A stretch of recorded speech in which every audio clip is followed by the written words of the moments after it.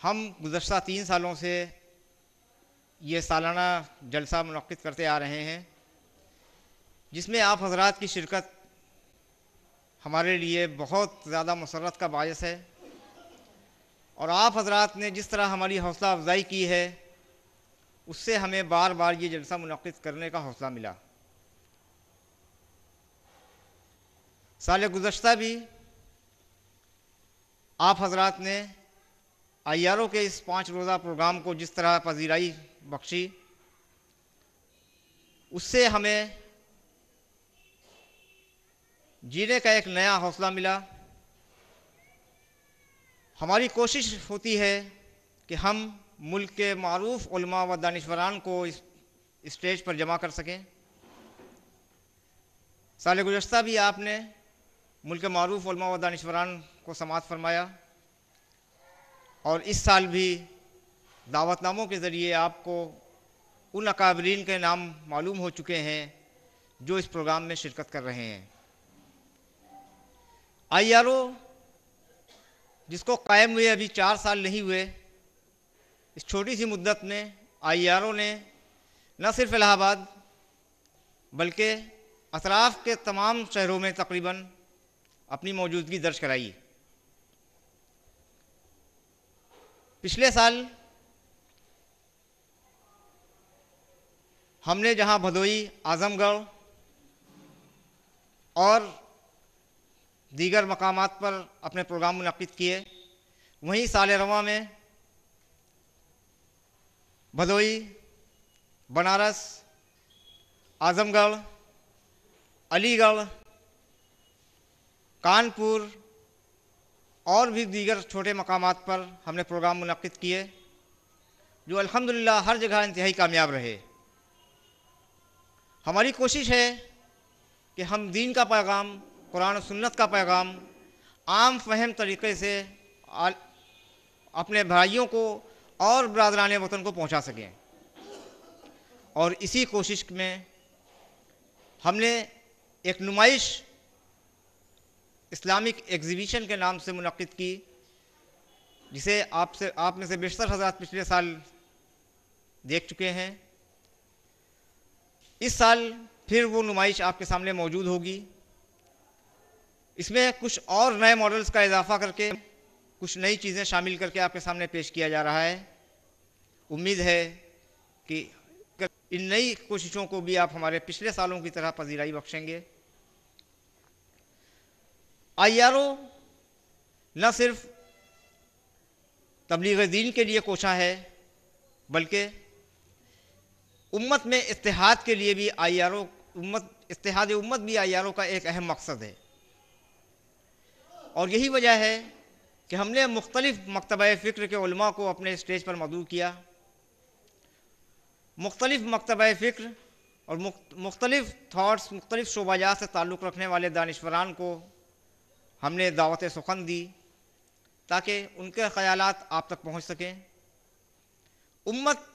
یہ امت جو کہ فرقوں میں، ذات برادریوں میں اور دیگر چیزوں میں بٹی ہوئی ہے، اگر ہم یہ امت کو پورے ایک امت بنانے میں کامیاب ہو جائیں تو انشاءاللہ ہمارے وہ سنہرے دن جو ہمارا خواب دیرینہ ہے وہ پھر سے لوٹ کر واپس آ سکتے ہیں، اور یہ بالآخر ایک دن ہونا ہے، کیونکہ رسول اللہ صلی اللہ علیہ وسلم کا فرمان ہے کہ قرب قیامت ایک مرتبہ پھر خلافت راشدہ کے طرز پر خلافت کا قیام ہوگا، اور یہ جبھی ممکن ہے کہ جب امت متحد ہو۔ اب اس میں ہمیں دیکھنا یہ ہے کہ اللہ کے رسول صلی اللہ علیہ وسلم نے جو فرمایا ہے وہ تو یقیناً ہونا ہے، اس میں ہمارا اپنا کیا رول ہونے والا ہے، اس میں ہم کیا کردار ادا کریں گے۔ کل جب خلافت راشدہ کے طرز پر خلافت قائم ہوگی اور ہم اللہ کے حضور پیش ہوں گے تو اللہ تعالی ہم سے سوال کرے گا کہ تم نے کیا کیا۔ اس وقت ہم کیا جواب دینے کی پوزیشن میں ہوں گے؟ کیا ہم اللہ تعالیٰ سے یہ کہہ کر چھوٹ جائیں گے کہ اللہ تعالیٰ ہمارے دور میں تو کوئی خلیفہ ہی نہیں تھا تو ہم کیسے متحد ہوتے؟ جب خلافت نہیں ہے تو اس کے قیام کی کوشش ہمارا دینی اور ملی فریضہ ہے، اور اس کے لیے کوشاں رہنا ہماری ذمہ داری ہے۔ یہی وجہ ہے کہ IRO اتحاد ملت کے لیے کوشاں ہے۔ آج کے شام اسی موضوع پر ایک لیکچر بھی ہے جس میں آپ حضرت مولانا سلمان ندوی صاحب اور جناب ناصر فاخری صاحب کو سماعت فرمائیں گے۔ اس کے علاوہ IRO تعلیمی میدان میں بھی کام کر رہی ہے۔ آپ تمام حضرات کے علم میں ہے کہ اب سے تقریباً 1.5 سال قبل IRO نے ایک اسکول تقویٰ اسلامک اسکول کے نام سے قائم کیا، جو الحمدللہ ترقی کی راہ پر گامزن ہے۔ آپ حضرات نے جس طرح تقویٰ اسلامک اسکول کی پذیرائی کی ہے وہ ہمارے لیے امید سے بہت زیادہ ہے۔ ہمارے پاس کوئی زمین نہیں تھی، ہمارے پاس کوئی بلڈنگ نہیں تھی، ہم نے کرائے کے مکان میں ایک بلڈنگ حاصل کی، کرائے کا ایک مکان حاصل کیا، اور اس امید کے ساتھ کہ یہاں ہم اسکول شروع کر رہے ہیں تو کم از کم 2-3 سال ہم اس میں آرام سے چلائیں گے۔ لیکن پہلے ہی سال جس طرح آپ حضرات نے اپنے بچوں کو اسکول میں داخلہ کرانے کے لیے تودع کی، ہمیں پہلے ہی سال ہمارے پاس جتنی جگہ تھی وہ پر ہو گئی، نتیجتاً ہمیں داخلے بند کرنے پڑے۔ اگلے سال یعنی سال رواں میں ہمارے پاس ایک بھی نیا ایڈمیشن لینے کی گنجائش نہیں تھی۔ ہم نے اپنے اسکول سے ملی ہوئی ایک اور بلڈنگ کرائے پر حاصل کی، اور اس بلڈنگ میں جتنی جگہ تھی وہ ان ساری جگہوں کو فل کرنے کے بعد ہماری پوزیشن یہ ہوئی کہ ہمیں معذرت کرنی پڑی۔ بہت سارے ہمارے بھائی اس امید کے ساتھ آئے تھے کہ ہم اسکول میں اپنے بچوں کا داخلہ کرائیں گے، لیکن جب ہمارے پاس جگہ نہ ہونے کی وجہ سے وہ مایوس ہوئے۔ ہم نے ان سے معذرت کی۔ ہم ایک بار پھر آپ سے معذرت کرتے ہیں کہ جن بھائیوں کو تکلیف پہنچی، جن کے بچوں کو داخلہ نہ مل سکا، ان سے ہم معذرت خواہ ہیں، لیکن یہ ہماری مجبوری ہے۔ ہم چاہتے ہیں کہ ملت کا ہر بچہ اعلیٰ تعلیم حاصل کرے، عصری علوم حاصل کرے، لیکن وہ پوری طرح سے ایک مسلمان ہو، وہ ایک داعی ہو، لیکن اپنے محدود وسائل میں رہتے ہوئے ہمارے لیے ممکن نہیں ہے کہ ہم ملت کے ہر بچے کے لیے یہ انتظام مہیا کر سکیں۔ ظاہر ہے اس کے لیے اور کوششوں کی ضرورت ہے۔ ہمارے علاقے میں جو اسکول چل رہے ہیں ان کے ذمہ داران سے ہم یہ بات کہتے رہے ہیں کہ آپ اپنے وہاں دینی تعلیم کا باقاعدہ نظم شروع کریں۔ آپ عصری علوم فراہم کر رہے ہیں، بہت اچھی بات ہے، لیکن اس میں دینی تعلیم کو شامل کریں۔ ہم آپ کے ساتھ ہیں، ہم سے جو مدد ہو سکتی ہے ہم ہر وقت آپ کے ساتھ کھڑے ہوں گے انشاءاللہ۔ ہم پھر ایک مرتبہ آپ سے درخواست کرتے ہیں کہ آپ میں سے جو حضرات اپنے طور پر کوئی اسکول قائم کر سکتے ہیں آپ کوشش کریں۔ جو حضرات ہماری مدد کر سکتے ہیں ہماری مدد کریں، کیونکہ تقویٰ اسلامک اسکول کو ابھی ایک زمین اور اس پر ایک بڑی بلڈنگ کی ضرورت ہے۔ یہ ایک بڑا پروجیکٹ ہے، بڑا خواب ہے جسے شرمندہ تعبیر ہونا ہے، اور یہ آپ کے مدد کے بغیر، آپ کے تعاون کے بغیر ممکن نہیں۔ تو میری درخواست ہے آپ سے کہ آپ ہماری مدد فرمائیں اور ہمارے اس میں تعاون فرمائیں تاکہ ہم اس اسکول کو اور آگے تک لے جا سکیں۔ ہمارا ارادہ دراصل یہ ہے کہ ہم چاہتے ہیں کہ ہم کم از کم اتر پردیش کے بڑے اضلاع میں، بڑے شہروں میں پرائمری لیول تک کا ایک اسکول قائم کر دیں، وہاں ذمہ داران اسے اپنا سنبھالیں، اور کلاس 6 سے لے کر کلاس 12 تک ایک سینٹرل بورڈنگ اسکول کا قیام کیا جائے، جہاں بچے 24 گھنٹہ رہ کر دین کی تربیت حاصل کر سکیں اور عصری علوم میں بہترین علم حاصل کر سکیں۔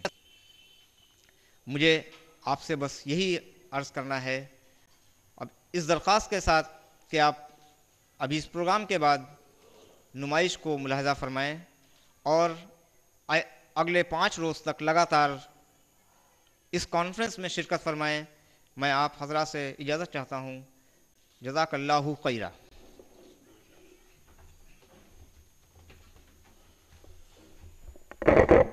برادر سلمان صاحب، آپ کا بہت بہت شکریہ۔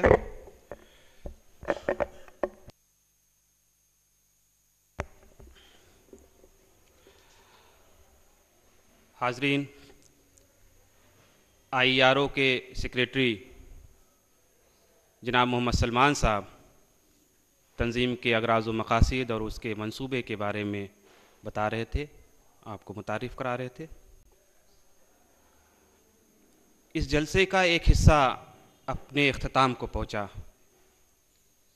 ہمارے ساتھ اس وقت دو اہم مقرر ہیں جو ایک عنوان کے تحت آپ سے خطاب کریں گے، اور وہ عنوان ہے آج کا کہ بہترین معاشرے کی تشکیل اور ہماری ذمہ داریاں۔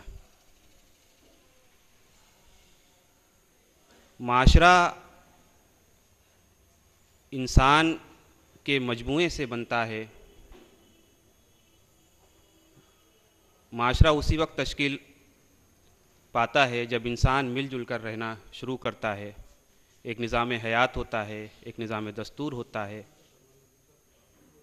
نظام اخلاق ہوتا ہے، ضابطۂ اخلاقیات ہوتے ہیں، اس کے تحت ایک معاشرہ وجود میں آتا ہے۔ ہم جس معاشرے میں رہتے ہیں وہ معاشرہ کسی ایک خاص عقیدے، کسی خاص فکر، کسی ایک خاص کلچر کی نمائندگی نہیں کرتا، بلکہ ایک ایسا سماج ہمارے سامنے ہے جو مختلف عقیدوں کا حامل ہے، مختلف افکار کا حامل ہے، مختلف نظریات کا حامل ہے، مختلف اقدار کا حامل ہے، مختلف جہتوں کا حامل ہے، جو سوچ کی جہتیں ہوتی ہیں۔ ہمارے معاشرے میں مختلف مذاہب کے لوگ ہیں، ان کے اپنے مخصوص عقیدے ہیں۔ ایسے میں امت مسلمہ جو ایک مخصوص شناخت رکھتی ہے، ایک پہچان رکھتی ہے، اور وہ پہچان اتنی پختہ اور اتنی اہم ہے کہ قرآن میں اس کو امت واحدہ کہا گیا ہے۔ ایک ایسی امت جو ایک وحدت کی شکل اختیار کرتی ہے۔ تو ایسی سوسائٹی میں امت مسلمہ کے کیا فرائض ہیں، کیا ذمہ داریاں ہیں، کیا نزاکتیں ہیں، جس کے تحت وہ اس معاشرے میں اپنا رول پلے کر سکے، اپنا کردار ادا کر سکے۔ ہمارے سماج میں جو برائیاں ہیں، میں ان برائیوں کی فہرست آپ کو نہیں گناؤں گا، کیونکہ جو برائیاں سماج میں موجود ہیں اس سے ہم آپ روز روبرو ہوتے رہتے ہیں، نبرد آزما ہوتے رہتے ہیں، اسے جوجھتے رہتے ہیں اس سے۔ لیکن ایک تشویش کا پہلو یہ ہے کہ اس سوسائٹی میں جو برائیاں ہیں، ان برائیوں سے الگ ہماری جو ایک امتیازی شان ہونی چاہیے، ایک مسلمان کی حیثیت سے، وہ امتیازی شان، وہ خصوصی شناخت ہم اپنے اندر نہیں رکھتے ہیں۔ کرپشن میں تقریباً اسی طرح ہماری شمولیت ہے۔ نوکریوں میں تناسب مسلمانوں کا ہو نہ ہو، لیکن کرپشن میں الحمدللہ آبادی کے حساب سے تناسب ہمارا ہے۔ ہم دوسرے شعبہ جات میں چاہے جتنے پچھڑے ہوں، چاہے جتنے پسماندہ ہوں، تعلیم کے میدان میں، اقتصادیات کے میدان میں، تعلیم کے میدان میں، اقتصادیات کے میدان میں، روزگار کے میدان میں، لیکن سوسائٹی میں پائے جانے والی جو برائیاں ہیں اس میں ہمارا تناسب آبادی کے زیادہ ہے، آبادی سے کہیں زیادہ ہمارا تناسب ہے۔ آپ جیلوں میں چلے جائیے، میں ان قیدیوں کی بات نہیں کر رہا ہوں جو غلط الزامات کے تحت پھنسا کر کے وہ جیلوں میں بند کر دیا گیا ہے، وہ قید و بند کی صحبتیں برداشت کر رہے ہیں، لیکن جو اخلاقی مجرمین ہیں ان کی تعداد بھی کم نہیں ہے جیلوں میں مسلمانوں۔ تو ہم کہاں ہیں؟ ہم کہاں کھڑے ہیں؟ وہ امت واحدہ جو ایک امتیازی شان رکھتی ہے، ایک اپنی پہچان رکھتی ہے، کہ وہ لوگ جب جہاں جاتے تھے تو ایک امتیازی شان کے ساتھ جاتے تھے مسلمان کی، وہ پہچانے جاتے تھے کہ یہ لوگ مسلمان ہیں، یہ امانت دار ہوں گے، یہ سچ بولنے والے ہوں گے، یہ ظلم کے خلاف آواز بلند کرنے والے ہوں گے، یہ کرپشن سے دور رہنے والے ہوں گے، بدعنوانی ان کو چھو نہیں جائے گی. اور یہ پہچان ہماری عرصے تک، صدیوں تک بنی رہی. لیکن جب زوال آتا ہے تو زوال سب سے پہلے، کسی بھی قوم میں زوال کی شروعات سب سے پہلے اخلاقی زوال کی ہوتی ہے، اور اس کی انتہا سیاسی زوال پر منتج، یعنی جو اس کی انتہا ہے وہ سیاسی زوال پر ہے. اخلاقی زوال سے شروعات ہوتی ہے اور سیاسی زوال پر وہ ختم ہوتی ہے. یعنی وہ قومیں جو اخلاقی زوال کا شکار ہوتی ہیں وہ اقتدار سے بے دخل ہو جاتی ہیں، اور پھر ان کا کوئی نام و نشان نہیں رہتا. اگر نام رہتا ہے تو صرف برائے نام کی وہ شمار کرنے میں کے کام میں آتی ہیں. تو یہ کہ بہترین معاشرے کی تشکیل میں ہماری ذمہ داریاں کیا ہو سکتی ہیں. ایک کہ غیر مسلم سماج میں ہماری ذمہ داریاں مختلف ہیں، اور خود مسلم سماج میں رہ کر ایک مسلمان کی حیثیت سے ہماری ذمہ داری وہ دوسرے قسم کی ہوگی. ایک داعی کی حیثیت سے بھی، ایک مصلح کی بھی حیثیت سے، ایک ہمدرد داعی کی بھی حیثیت سے، ایک ہمدرد قوم کی بھی حیثیت سے. اور یہ بہت مشکل مرحلہ ہوتا ہے جب انسان کو دو کیریکٹر میں، یعنی دو ذمہ داریوں کے تحت اسے اپنی زندگی گزارنی پڑ جائے. یہ بہت بڑا چیلنج ہے اس سوسائٹی میں، جو مختلف رنگ کی، نسل کی، عقیدے کی، مذہب کی سوسائٹی ہے، اس میں ہم کس طرح سے اپنی زندگی گزاریں. ہم اپنا دینی جو فریضہ ہے، جو رول ہے ہمارا سماجی، وہ ہم کس طرح سے ادا کریں. یہ ایک خاکہ ہے جس پر آج ہم گفتگو کریں گے. بہت قیمتی مقرر ہمارے، اور بہت خوش نصیبی کی بات ہے کہ دو مختلف میدانوں میں طویل تجربہ رکھنے والے افراد. کلیم اللہ خان صاحب کی پوری زندگی دعوت و تبلیغ میں، مسلمانوں کے اندر دعوت و تبلیغ کے کاموں میں بسر ہو گئی، اور آج بھی الحمدللہ اتنے ہی سرگرم ہیں. دعوت و تبلیغ کے سلسلے میں آپ کا نام جو ہے بہت اچھی طرح لوگ جانتے ہیں، آپ کے نام سے واقف ہیں. ایک طویل تجربہ ہے، تقریباً نصف صدی پر محیط تجربہ ہے. ہمارے دوسرے مقرر ڈاکٹر ضیاء الدین احمد صاحب، آپ دارالعلوم ندوۃ العلماء سے فارغ بھی ہیں اور ڈاکٹر بھی ہیں. یعنی عصری اور دینی علوم کا جو حسین امتزاج آپ کی فکر میں، آپ کے کاموں میں ہے، وہ ایک نمونہ ہے دوسرے لوگوں کے لیے. تو دو مختلف فیلڈ سے تعلق رکھنے والے، بلکہ ڈاکٹر ضیاء الدین احمد صاحب تو دونوں فیلڈ سے تعلق رکھنے والے، دینی عصری علوم سے اور دینی علوم سے. ایک بہت نامور دینی ادارے سے آپ فارغ. ان دونوں کے خیالات سے ہم آگہی حاصل کریں گے، استفادہ کریں گے. تو میں سب سے پہلے بہت احترام کے ساتھ اپنے آج کے بزرگ مقرر جناب کلیم اللہ خان صاحب کو دعوت دیتے ہیں کہ وہ تشریف لائیں اور بہترین معاشرے کی تشکیل میں ہماری کیا ذمہ داریاں ہو سکتی ہیں ہماری رہنمائی فرمائیں. جناب کلیم اللہ خان صاحب. السلام علیکم. معزز سامعین، آج کانفرنس کا افتتاح ہمارے حضرت مولانا سید محمد رابع حسنی مظہر العالی کو کرنا تھا، لیکن کچھ وجوہات کے بنا پر وہ آج تشریف نہیں لائیں گے. کل انشاءاللہ رات کے اجلاس میں تشریف لائیں گے. حضرت کے حکم پر اور یہاں کے منتظمین کی خواہش پر میں نے اپنی علالت اور معذوری کے باوجود یہاں پر حاضر ہو کر چند افتتاحی کلمات کہنے کا ارادہ کر لیا. انشاءاللہ چند باتیں میں آپ کی خدمت میں عرض کروں گا، اور امید کرتا ہوں کہ آپ ان کو توجہ کے ساتھ سنیں گے۔ الحمدللہ نحمدہ ونستعینہ ونصلی علی رسول الکریم۔ سامعین حضرات و معزز خواتین، یہ آپ کی کانفرنس ایک ایسے موقع پر ہو رہی ہے جبکہ سارے عالم اسلامی کے اوپر، سارے عالم اسلامی میں ایک تہلکہ مچا ہوا ہے، مصیبت کے بادل چھائے ہوئے ہیں۔